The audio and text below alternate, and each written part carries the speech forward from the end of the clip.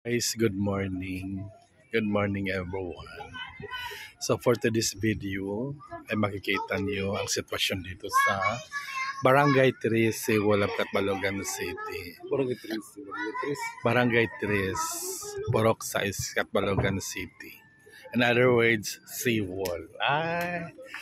Okay, so sa ngayon guys, since today is Sunday, makikita niyo yung mga sasakyan dito. Mga maliliit na mga sasakyan kasi nga guys, alam nyo, wala kasing mga passengers boat ngayon kasi nga sa tuwing Sunday kasi nagpapahinga sila. Kaya yan, so kung makikita natin dito sa Seawall, mga motorboat lamang dito, mga motorbangka ang makikita karamihan dito sa Siwalab, Catbalogan City.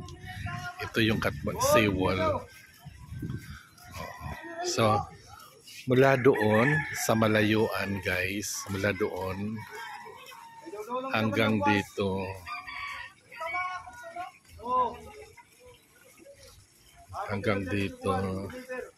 sadyang napakaraming mga sasakyan, mga motorboat.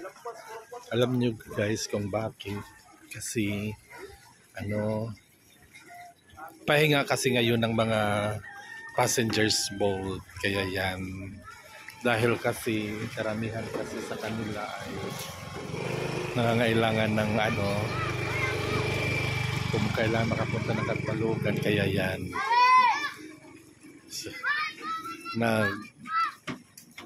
Sumasakay na lamang sila ng service nang sa gayon ay makapunta sila. Diba? So yan guys, yan sila.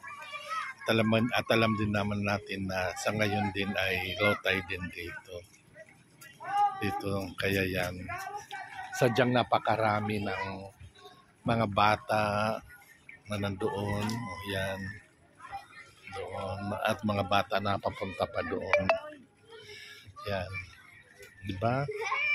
Sadyang nakakatuwa guys kung ating pagmamasdan kasi nga yan, ang daming mga sasakyan, iba't ibang klaseng mga sasakyan.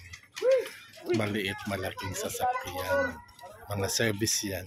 From the island yan ng Daram Samar, syempre ng Zamaraga, at basta mga island municipalities. Dito sila sa Siwalab, Catbalogan.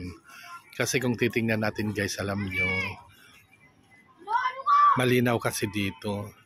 At accessible kasi yan dito sa city or the heart of Catbalogan City, kaya yan, diba?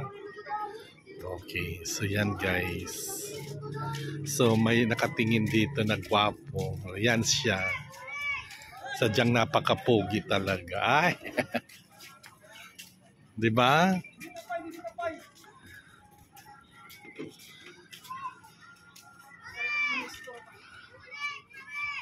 Okay, hanggang sa muli guys. Thank you very much for watching this video.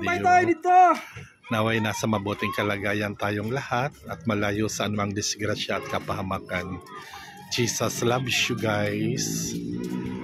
God bless and mabuhay.